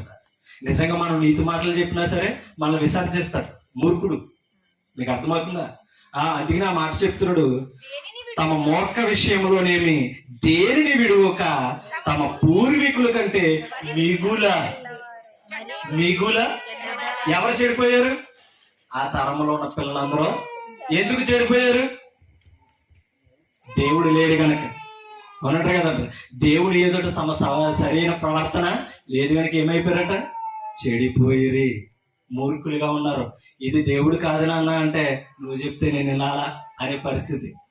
ఇది వాక్యానుసారమైన ప్రవర్తన కాదని అంటే మాకు తెలుసులే ఎల్లు అని చెప్పే పరిస్థితి ఆ రోజు ఎందుకు వచ్చిందని అంటే దేవుని గురించి బోధించే న్యాయాధిపతి లేడు. ఓకేనా? న్యాయాధిపతులు ఉన్నా సరే న్యాయములు త్రిప్పేశారు. సమూయేలు కుమారులే ఎవరో న్యాయాధిపతులుగా తండ్రి నియమించాడు, కానీ ఏం చేశారు? దేవుని మందిరంలో ధనాపేక్షులై న్యాయమును త్రిప్పివేసి ఇశ్రాయేలుకి వ్యతిరేకంగా నడుస్తున్నారు. ఏలీ కుమారులే న్యాయాధిపతులుగానే ఏలీ తర్వాత నిలబెట్టాడు, కానీ ఏం చేశారు? పరిశుద్ధ మందిరములో, ఓకేనా, ఆయన ఆవరణంలో సేవ చేయడానికి వచ్చిన స్త్రీలతో శయనించే పరిస్థితికి వెళ్ళిపోయారంట. కారణం ఏంటనుకున్నారు? దేవుని దగ్గర ఉన్న దేవుని మనసు మనలో ఏర్పడాలంటే భయభక్తులు అవసరం, కంపల్సరీ క్రియలు అనేది అవసరం. విశ్వాసం ఉంటే సరిపోదు, కంపల్సరీ ఏం కావాలో తెలుసా? క్రియలు లేకపోతే మన విశ్వాసాన్ని మనమే చంపుకుంటాం, మృతం చేసుకుంటాం. కాబట్టి ఈ విషయాలని ఆలోచించాలి. అందుకనే వాక్యానుసరమైన జీవితాలు కంపల్సరీ ఉండాలి. మీరు దేవుని సన్నిధిలో నీతిమంతులు ఎదగాలని మోషే తన ప్రజలైన ఇశ్రాయేలు కొరకు మనవలు చేస్తున్నాడండి. 92వ కీర్తన అదే, 90వ కీర్తన అదే, 91వ కీర్తన అదే. మీరు అలా ఎదగాలంటే కంపల్సరీ 91వ కీర్తన మొదటి వచ్చిన అంటాడు, మహోన్నతుని చాటున నివసించువాడే. అంటే ఎక్కడ నివసించాలి? మీరు దేవుని సన్నిధిలో నివసించాలని చెప్తారు. ఎందుకు నివసించాలి? 90వ కీర్తన మొదటి వచ్చిన అదే, తరతరముల నుండి మనకి నివాస స్థలం ఆయనేరా బాబు. ఈ లోకం మనకి ఎవరికే శాశ్వతంగా, అవునట్టు కదంట. కాబట్టి నివాస స్థలమై ఉన్న దేవుని దగ్గరికి మనం కంపల్సరీ చేరాలి అని అంటే ఆయన పుట్టించినది ఆయన, మనల్ని మేపుతున్నది ఆయన ఇశ్రాయేలుకి మరలా ఎందుకు పరిచయం చేసి వివరించుకుంటూ వచ్చాడంటే కారణం తన ప్రజలకు తెలియాలి. తెలుసుకోకపోతే కంపల్సరీ ఎటువైపు వెళ్ళిపోతున్నారు? దేవుడు ఎవరో ఎరగిన వైపు వెళ్ళిపోయి దేవుడు అని భ్రమపడుతూ తమ క్రియలలో మూర్ఖులైపోయి ఆఖరికి ప్రవక్తలు కానీ న్యాయాధిపతులు కానీ చెప్పే మాటలు వినలేకపోతున్నారు. ఇలా దేవుడి సన్నిధికి వస్తున్నా తప్పు చేస్తున్నప్పుడు పాస్టర్ గారు ఏంటి క్రియలు, సన్నిధికి వచ్చి ఏమి వింటున్నావు, సంఘంలో ఏం నేర్చుకున్నావు అని అంటే అవసరం సువార్థికుల మీద తిరగబడి ఎదిరించే పరిస్థితులు ఇవాళ పిల్లలు ఉంటున్నారు. కారణం ఏంటి తెలుసండి, ఒకవేళ చెప్పిన వినే పరిస్థితిలో లేని వ్యవస్థలు నడుస్తున్నారు. మనది వరకు మనతోటి బాగానే ఉన్నారు, బయట మనకంటే ప్రభావితమైన సహవాసాలు ఉన్న బయట. కాబట్టి మన పిల్లలు ఎలా ఎదగాలో ఎలా ఎదుగుతున్నారో అనుక్షణము కాసుకునే పరిస్థితి వాళ్ళ లోకంలో మన మీద ఉంది. మరి ముఖ్యంగా ఆడబిడ్డల పట్ల చాలా జాగ్రత్త ఉంది. ఒక తండ్రి స్కూల్కి పంపాలని భయపడే పరిస్థితి. ఎందుకంటే వాళ్ళ అగత్యాలు చూస్తున్నాం కదండి, 6 సంవత్సరాలు 7 సంవత్సరాలు 10 సంవత్సరాల పిల్లల్ని అన్నట్టు కదండి. ఇవాళ న్యూస్ ఓపెన్ చేస్తుంటే ఒక తల్లిదండ్రులకి గుళ్ళు చేతుల్లోకి వచ్చేస్తున్నాయి అన్నట్టు కదండి. ఆడబిడ్డలో ఉన్నవారు ఆ న్యూస్ చూసి పిల్లల్ని ఎక్కడికి పంపించగలరు చెప్పండి, అవునంటారు కదంటారు. ఎందుకని వ్యవస్థ దేవుణ్ణి ఎరగన వ్యవస్థ ఇది. దేవుడు అంటే భయం లేని వ్యవస్థలో బ్రతుకుతున్నాం కనుక ఇవాళ విచ్చడి వెళ్తాను అండి. దుష్టుడు మన పిల్లల యొక్క ప్రభావాలను ఆలోచనలు మార్పించి ఏం చేస్తాడండి, దేవుని వైపు వెళ్ళవలసిన మనం దేవుని ఉగ్రతకు పాలైపోయే పరిస్థితికి నడిపిస్తాడు.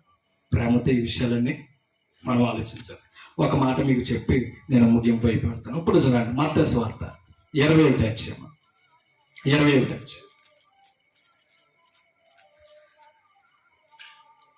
15వ వచనం చదువుతాం. కాగా ప్రధాన యాజకులను శాస్త్రులను ఆయన చేసిన వింతలను అమ్మా దావీదు కుమారునికి జయము అని దేవాలయములో కేకలు వేయుచున్న చిన్న పిల్లలను చూసి కోపంతో మండిపడ్డారంట. అసలు న్యాయాధిపతులు కానీ ప్రవక్తలు కానీ కోపపడవచ్చా? ఎందుకని అసలు పిల్లలు చెప్పవలసిందే, అది పిల్లలు చేయవలసిందే. అదే కదా ద్వితీయోపదేశకాండంలో మోషే ఇశ్రాయేలుతో చెప్తాడు, నువ్వు త్రోవని నడిచినప్పుడు ఓ ఇశ్రాయేలు వినుము, నీ దేవుడైన యెహోవా అద్వితీయుడగు యెహోవా, కాబట్టి ఆయన లాంటి దేవుడు ఒక్కడు లేడు. కాబట్టి నువ్వేం చేయాలంటే పూర్ణ మనసుతో, పూర్ణ హృదయముతో, పూర్ణాత్మతో, పూర్ణ బలముతో నీ దేవుడైన ప్రభువును ప్రేమించి సేవించి అనుసరించాలి. ఇది నీకే కాదు, నీ నీ పిల్ల తరములకు ఇది ఆజ్ఞ. నువ్వు వారికి ఏం చేయాలంటే త్రోవను నడిచినప్పుడు, ఇంటను కూర్చున్నప్పుడు, పడుకున్నప్పుడు, లేచినప్పుడు వీటిని ఏం చేయాలి? అమ్మా వింటున్నారా? జాగ్రత్తగా వినండి. అవునా కదా, కంపల్సరీ ఏం చేయాలని చెప్పాడు. అలా చెప్పకపోతే మీ పిల్లలు ఏమవుతారు? చెప్తున్నాడే లేదా? ఇవాళ ఆ మాటలు వింటున్నాం మనం. మన పిల్లల స్థానంలో మనమే ఎలా ఉన్నాం అనేది ఒకసారి ఒక మాదిరి అక్కడ కనపడుతుంది. ఓకే, అందుకని ఈ మాటలు చెప్తున్నాడు.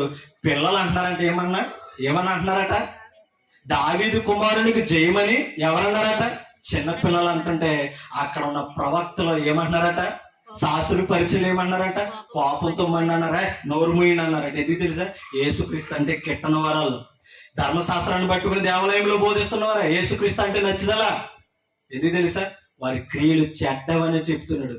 మీ విశ్వాసం గొప్పదే కానీ క్రియలు లేవు.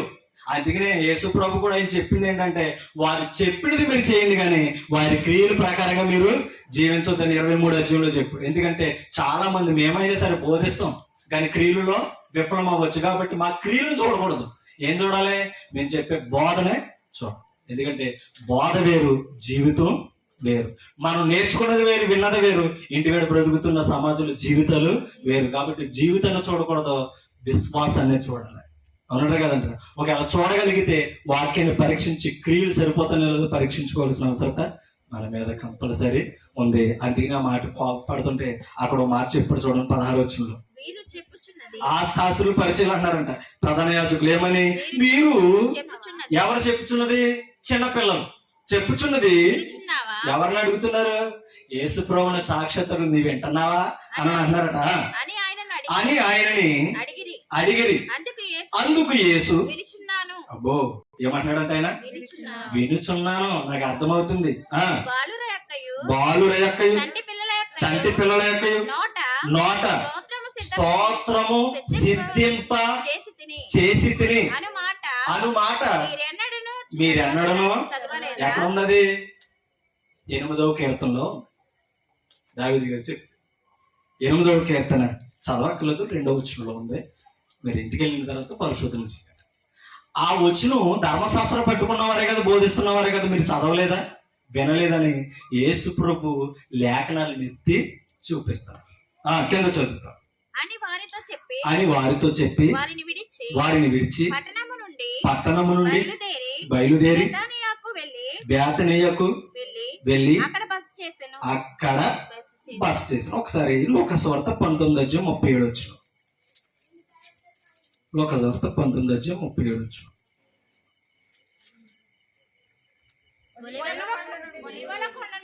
ఒలీవల కొండ నుండి దిగుచోటికి ఆయన సమీపించుచున్నప్పుడు శిష్యుల సమూహమంతయు సంతోషించుచు ప్రభు పేరట వచ్చు రాజు, ప్రభు పేరట వచ్చు రాజు స్తుతింపబడును గాక.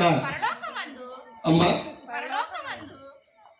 ఆల్రెడీ మత్తయి సువార్తలోనే చదివేశాం, లూకాసు వార్తలో, యోహాను సువార్తలో కూడా పరిచయం చేస్తున్నారు. ఒకసారి 40 వచ్చినానికి వచ్చేద్దాం.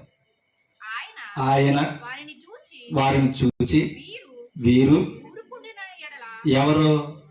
పిల్లలు. యూదుల రాజుకు జయము, ఓకేనా, ఓసన్నాడు పలుకుతుంటే ఈ చంటి పిల్లలు చేస్తున్నది నువ్వు అర్థం చేసుకున్నావా అని ఇక్కడ మండిపడి ఇక్కడ మళ్ళా మాట్లాడుతుంటే ఆయన ఏమన్నాడంటే, వీరు అంటే పిల్లలు మీరు గద్దించినప్పుడు ఊరుకునే ఎడల ఈ రాళ్ళు కేకలు వేయునని ఎవరితో చెప్తున్నాడట ఆయన? నేను గద్దించి వారిని ఆఫ్ చేస్తే ఎవరు కేకలేస్తారట? అమ్మా రాళ్ళు. ఇదేంటండి రాళ్ళు మాట్లాడడం ఏంటండి? వీరిని ఒకవేళ గద్దించి వీరిని ఆఫ్ చేస్తే ఎవరు మాట్లాడతారు? రాళ్ళు మాట్లాడతారు. ఒకసారి హబక్కూకు గ్రంథంలోనికి వెళ్తాం. హబక్కూకు గ్రంథం 2:11 వచ్చిన. హబక్కూకు గ్రంథం 2:12. గోడలలోని రాళ్ళు ఎవరికే? దేవునికి. ఏం మొర పెడతానేంట? ప్రతిదీ దేవునికి మొర పెడతాం, ప్రతి దాంట్లోనూ ఊనుకో, ఓకేనండి. ఆ రాళ్ళు ఎవరికి? దేవునికి మొర పెట్టుచున్నవి. దూలములు వాటికి ప్రత్యుత్తరం ఇస్తున్నాయంట. వాటికి పోయి మాట్లాడుకున్నాయంట దేవుని పని గురించి. రాళ్ళు మాట్లాడుతున్నాయి లేదా? కంపల్సరీ మాట్లాడతాయి. ఎందుకంటే యోహాను గారు అంటారు, మళ్ళీ బాప్తిసం ఇచ్చి యోహాను, దేవుడు అబ్రహాముకి రాళ్ళ వలన పిల్లలను పుట్టాడు. సమర్థుడేనా? అంటే దాని అర్థం ఏంటంటే పిల్లలను సైలెంట్ చేస్తే ఇక్కడ ఎలా మాట్లాడకపోతే స్తుతి ఇంకో దగ్గర నుంచి వస్తుందని చెప్తున్నాడు. దాని అర్థం అది, ఓకేనండి. స్తుతి వీరు చేయకపోతే ఇంకొకరు వస్తారు. ఇవాళ సువార్త మనకు ప్రకటించకపోతే, ప్రకటించడానికి మనం అప్ చేస్తే ఇంకొకరు ఎన్నుకుంటారు. దేవుని పని ఏమి ఆగదండి. దేవుని పని చేయలేకపోవడానికి మనం బాధపడాలి. ఎందుకు తెలుసా? మన పనిలో ఇంకొకరు కనబడుతున్నారు కదా.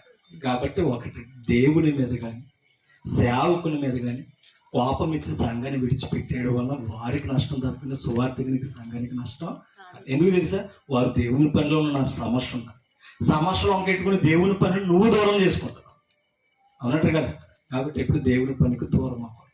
మనకు అప్పగించిన పనిలో నమ్మకం ఉండాలి, పోషించాలా, పనిని కాపాడాలి. మన తర్వాత మనం అలా ఉంటే మన పాత్ర మన పిల్లలకి సాక్షార్థం ఉంది. ఈ పని తండ్రి చేశాడు, నువ్వు చేయగలిగితే చేస్తావా అనేసి రేపు పిల్లల్ని అడిగి ఒక సాక్షి నీ వాళ్ళ సంఘములు ఇచ్చి వెళ్ళాలి, అవునంటారు కదా. అంతే తప్పకని నీ తండ్రి ఎలా ఉండేవాడు, నీ తల్లి ఎలా ఉండేదో తెలుసని వాళ్ళ పిల్లలకి చెప్పి బాధ పెట్టే పరిస్థితిలో మన క్రియలు విడిచిపెట్టి వెళ్ళాడు. నీకు అర్థమవుతుందా? అందుకే నా మాట చెప్తున్నాడు, రాళ్ళు మొర్ర పెడతానే దూలాలో వాటికి ప్రత్యుత్తరం ఇస్తున్నాయి. ఎందుకు ఆ రాళ్ళు ఎవరు? ఒక మాట చెప్పి నేను ముగింపులోకి వెళ్తాను. మొదటి పేతురు పత్రిక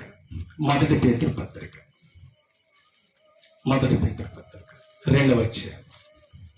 మొదటి పేతురు 2వ అధ్యాయం ఒకసారి 4-5 వచనాలు చదువుతాం. మనుషుల చేత విసర్జింపబడిన దేవుని దృష్టికి ఏర్పరచబడినది అమూల్యమును సజీవమైన రాయగు ప్రభు దగ్గరకు వచ్చింది. ఇది పునాది రాయి, ఓకేనండి. ఈయన ఎవరట? అమూల్యమైన పునాది. సియోనులో పునాదిగా రాతిని వేశానని యెషయా గారి ద్వారా ప్రవచించాడు. పునాది రాయి. ఈ రాయి మీద అంటే పునాది మీద కట్టబడాలి. ఎవరు? క్రీస్తును నమ్మిన వారు కట్టబడాలి. 5వ వచనం, యేసుక్రీస్తు ద్వారా దేవునికి అనుకూలములకు ఆత్మ సంబంధమైన బలులు అర్పించుటకు పరిశుద్ధ యాజకులుగా ఉన్నట్లు ఎవరో క్రైస్తవ సేవకులు క్రీస్తును అనుసరించేవారు ఎలా ఉండాలంట? ఆత్మ సంబంధమైన బలులు అర్పించేవారు. క్రీస్తు రాకముందు ఏ బలులు? జంతు బలులే అర్పించినట్లు పరిశుద్ధ యాజకులుగా ఉండినట్లు మీరును ఎవరు? క్రీస్తులో ఉన్నవారు, ప్రభునములు మీరును సజీవమైన ఎవరు? ఇప్పుడు రాళ్ళు చెప్పండి. బాప్తిసం పొంది క్రీస్తుని నమ్మి నమ్మకంగా జీవితాన్ని భక్తిని కాపాడుకుంటున్న వారు ఆత్మ సంబంధమైన రాళ్ళు. ఓకేనా? అది నీ పిల్లలు మాట్లాడకపోతే రాళ్ళు మాట్లాడతారంటే ఈరు కాకపోతే ఇంకొక దగ్గర నుంచి శబ్దం వస్తుందని అర్థం. ఓకేనండి? ఆ రాళ్ళు ఎవరు కాదు, ఆత్మ సంబంధమైన రాళ్ళుగా మనల్ని తీర్చాడు. ఎందుకు తెలుసా? భౌతికమైన రాళ్లతో సొలొమోను దేవాలయం కట్టాడు, క్రీస్తు ఆత్మలతో దేవునికి ఆలయం అమ్మా. ఎందుకంటే ఆత్మదేవుడు ఆత్మలోనే నివసించగలడు కాబట్టి మనందరి చేత నివాసం కడుతున్నాడు, ఆలయాన్ని కడుతున్నాడు. అందుకనే క్రీస్తు దేవాలయాన్ని ఆనాడు ఇశ్రాయేలుకి అర్థం కాదు. మీరు ఈ దేహాన్ని పడగొట్టండి రా బాబు, 3 దినాల్లో కడతానంటే ఆ యెరూషలేము పడగొట్టమన్నారేమో అని అనుకున్నారు. ఆయన పడగొట్టారు, తిరిగి కట్టాడు. అవునా? తన రక్తం ఇచ్చి కొన్న సంఘాన్ని ఆయన కట్టాడు. ఆ కట్టబడిన సంఘములో మనం ఆత్మ సంబంధమైన రాళ్ళుగా ఒక్కో ఈటికగా ఒక్కొక్క క్రైస్తవుని ఆత్మ సంబంధంగా కడుతూ మనము దేవుని ఆలయంగా మలుస్తున్నాడు. మీరు దేవుని ఆలయం అయి ఉన్నారని కొరింథీ పత్రిక 3:5 చెప్తారు కదా. దేవుని ఆత్మ మీలో నివసించుచున్నాడని మీరు ఎరుగరా.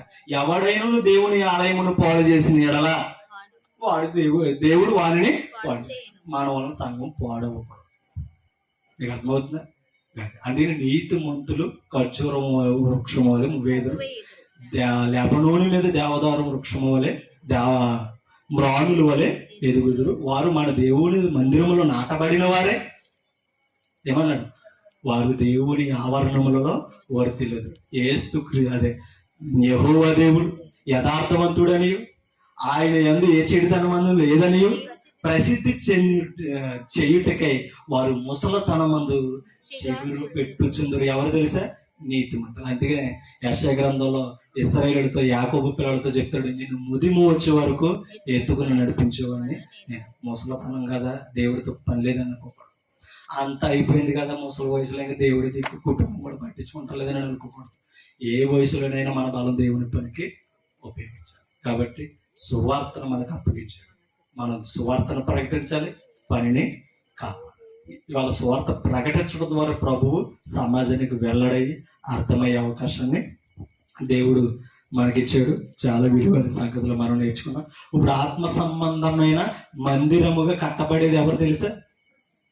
క్రైస్తవ విశ్వాసులమైన మనమే. ఎలా కట్టబడుతున్నాం చూడండి. ఆ మాట 5వ వచనంలో అన్నాడు కదా, యేసుక్రీస్తు ద్వారా దేవునికి అనుకూలములకు ఆత్మ సంబంధమైన బలులు అర్పించుటకు పరిశుద్ధ యాజకులుగా ఉండునట్లు మీరును సజీవమైన రాళ్ళ వలె. మీరును అంటే పరిశుద్ధులు.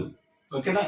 పేతురు చెప్తున్నాడు పరిశుద్ధులతో. మీరును అంటే ఇప్పుడు ఆ వారి స్థానంలో మనం చదువుతాం కాబట్టి మనం పెట్టుకుంటాం. మనం ఎలా ఉన్నామంట? ఆత్మ సంబంధమైన రాళ్ళ వలె ఉండి, సజీవమైన రాళ్ళ వలె ఉండి, ఆత్మ సంబంధమైన మందిరముగా మనమే దేవుని ఆలయం. ఓకేనా? దాని అర్థమైంది తెలుసు. దేవుని ఆలయం అంటే ఇది కాదు. దీన్ని ఎవరన్నా పాడు చేస్తే దేవుడు వాడిని పాడు చేస్తాడు. ఎందుకు తెలుసా? మన క్రియలతో జరిగించిన ప్రతి వాటికి తీర్పులు, క్రీస్తు న్యాయపీఠం తీర్పు ఉంది. కంపల్సరీ ప్రతి దానికి లెక్క చెప్పాలి. దేహాన్ని ఎతికిచ్చాడు, ఎన్ని సంవత్సరాలు ఎతికిచ్చాడు, ఈ లోకాన్ని ఎతికిచ్చాడు, ఎందుకు బ్రతుకమో, ఎలా ఉపయోగించామో ప్రతి దానికి పోసగుచ్చినట్టుగా చెప్పవలసిన బాధ్యత. మన ఇష్టం వచ్చినట్టు బ్రతికితే ఆయన ముందు నిలబడే అర్హత ఉందా? అమ్మా, సిగ్గుపడనక్కలేని పనివాడిగా, సత్యవాక్యమును సరిగా ఉపదేశించేవాడిగా దేవునికి కనపరుచుకొని మనం ఆయన ఎదుట నిలబడవలసిన స్థానాన్ని మనకిచ్చాడు. అంతే తప్పని దేవుడి పేరు చెప్తే, మోకాళ్ళేసి ప్రార్థన చెప్తే చేయగలిగితే, కన్నీళ్ళేసి నేను ఇంకా పాపినని చెప్పుకునే పరిస్థితిలో ఉంటున్నామని అంటే క్రియలు సరిగ్గా వాక్యం నిన్న మన జీవితాలు అలా స్థిరపడకపోవడం. నేను ఇంకా పాపినని ప్రార్థనలో ఇంకా చెప్పుకుంటున్నామని అంటే నీతిమంతులు మనం చెప్పుకునే ప్రవర్తన మన దగ్గరికి లేక అంటే ఎంతకాలం ఇంకా. కాబట్టి క్రియలు కాపాడుకుందాం, నమ్మకంగా మరణం వరకు ఉండాలి. అలా ఉంచడానికి సంఘాన్ని కట్టి ఈ లోపల స్థాపించి యేసుప్రభు వెళ్ళాడండి. ఆ సంఘములో ఉండి కూడా ఇంకా నీతిమంతుడిగా ఉండకపోతే నీతిమంతుడికి ఎలా పిడబడతాం? మన బ్రతుకులో మనమే నీతులు మంతుకొని మనల్ని మనసాక్షి చెప్పుకోలేని పరిస్థితి ఇస్తుందంటే ఇక దేవుని ముందు ఏం నిలబడతాం? నిలబడలేని మనం ఎవరు నిలబడతాం? ఇక అర్థమవుతుందా? నమ్మకంగా మనం ఉండాలి. మంచి సాక్షిని కుటుంబంకి ఇవ్వాలి. మన కుటుంబం సంఘానికి సాక్ష్యం ఇవ్వాలి. సంఘంలో మన సేవ సమాజానికి ఒక సాక్ష్యాన్ని ఇవ్వాలి. అలాంటి పరిస్థితి ఇవ్వాలనంటే మనం కంపల్సరీ క్రీస్తుల విశ్వాసంతో నమ్మకంగా ఎదగాలి. యవ్వనస్తులు అంటే యవ్వనస్తులు బలవంతులు అని చెప్తాడు. ఎందుకు తెలుసా? దుష్టులు జయించే బలవంతులు మనం. అమ్మా, యవ్వన పిల్లలమైన కంపల్సరీ మనం బలంగా ఉండాలి. ఎందుకంటే ఏదైనా చేయగలిగిన వారు యవ్వనస్తులు. ముసలోళ్ళు చేస్తారా? చేయలేరు. ఒకవేళ చేయమంటే ఈ కుర్చీ వేసి అక్కడికి ఏదో మీటింగ్ అయిపోద్ది. అలాంటి కదా ముసలోళ్ళ పరిస్థితి అలా ఉంటుంది. అదే మనల్ని ఏమన్నాం అనుకో, ఒకటే అర్థం కాదు, 10 కుర్చీలు మూసుకుపోతాం. అన్నట్టు కదండి. గంటలో పని నిమిషంలో చేసేస్తాం మన బలం అని ఉంటారు. కాబట్టి యవ్వనస్తులు వారి బలం దేవునికి ఉపయోగపడాలి. ఎందుకంటే యవ్వనస్తులు బలం వారికి అలంకారం అంటాడండి యోహాను పత్రికలో. మనం బలముతో దేవుని పని చేసే బలంతో అలంకరించుకొని సంఘానికి మాదిరి ఇచ్చేవారిగా ఉండాలి. మన బలం పాపానికి ఉపయోగపడకూడదు. మనం బలం వలన సాతాను రాజ్యం అభివృద్ధి చెందకూడదు, క్రీస్తు రాజ్యం కట్టబడాలి. అటువంటి యోధులుగా మన పిల్లలను తయారు చేసి పంపించి వెళ్ళాలండి. అమ్మా, ఒకటి చెప్తున్నాం, నేను ఉండగానే నా బిడ్డకి ఒక ఇల్లు ఇచ్చేయాలి. నేను ఉండగానే నా బిడ్డకి ఒక గుర్తింపించాలి. మంచి స్టేటస్ స్థితి ఇచ్చి వెళ్ళాలి. లేకపోతే నా పిల్లలు రేపొద్దున లేకపోతే నవ్వులు పాలవుతారు, లైక్ చేయరు, గుర్తించరు, ఏ ఇంటికి రానివ్వరు అనేసి మనం ఎన్ని ప్రణాళికలు వేసుకుంటాం. ఇన్ని వేసుకుంటాం మంచిదే. మరి దేవుళ్ళు గుర్తింపు రాకపోతే రేపొద్దున ఎక్కడికి వెళ్తాడు? వీళ్ళు ఎక్కడికి వెళ్తాం? మనం ఏం చేసామని చెప్పుకోండి. పెళ్ళి 5 సంవత్సరానికి నెల తప్పకపోతేనే విడాకులు అంటున్నారు. వెళ్ళా 3 సంవత్సరాలు అయినా నువ్వు వద్దని నేను అంటున్నాడే, నీతో పని లేదా నీవు అంటుందే. మరి ఆ గర్భఫలాన్ని మనం ఇచ్చినప్పుడు దేవుని కొరకు ఆ గర్భఫలం పెరగకపోతే అడగడండి. అమ్మా, వయసు వచ్చిన తర్వాత ఇంకా బాధ్యత ఎరిగి పోషించకపోతే ఇంటికి నేరా నిన్ను కనిపించాలని మనమే అంటున్నాం కదా పిల్లల్ని. మరి ఎంత వయసు వచ్చి ఇన్ని స్థితిలో ఎరిగి కుటుంబాలను ఇచ్చి అన్ని సర్వాన్ని సమకూర్చి దేవుని పని చేసి వెళ్ళకపోతే, ఆయన చిత్తాన్ని నెరవేర్చకపోతే ఏమని దేవుని దగ్గర చెప్పుకున్నాం. కాబట్టి ఇవాళ సంఘం మనకి నేర్పించేది అదే, మంచి క్రియలు ఉండాలండి, మంచి పని చేద్దాం. ఎందుకంటే మనకి రెండో జీవితం లేదు, ఇదే రెండో జీవితం. అవునంటే కదండి. మనకి ఇచ్చింది అవకాశం ఈ ఆయుష్ కాలంలో. రెండో జీవాన్ని ఎక్కడే పొందాలి. బాప్తిసం ద్వారా నూతన జన్మ పొందుతున్నాం. అవునా కదా? నవీన స్వభావాన్ని పొందుతున్నాం, ప్రాచీన స్వభావాన్ని విడిచిపెడతాం. అంటే రెండో జన్మ క్రీస్తులు ఇక్కడే పొందుతున్నాం. ఎక్కడ పొందిన వారికి, ఆ పరిశుద్ధులుగా బ్రతికిన వారికి పరలోకంలో స్థానం. అక్కడ ఉండే స్థానంలో నిలబెట్టే యోగ్యత క్రియలు ఇచ్చేది వాళ్ళ సంఘం. సంఘం పరలోకానికి ప్రతిబింబం.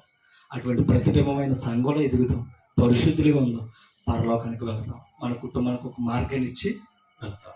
యేసు అన్నాడు, నేనే మార్గము, నేనే సత్యము, నేనే జీవము, నా ద్వారా తప్ప యేసు ప్రభు లేకపోతే పరలోకం మనకి ద్వారం లేదు. ఆయన పరలోకానికి ద్వారం తీసేవాడు లేడు. ఎందుకంటే పరలోకపు తాళపు చెవి కలిగిన వాడు, వేసేవాడు ఆయనే, తీసేవాడు ఆయన.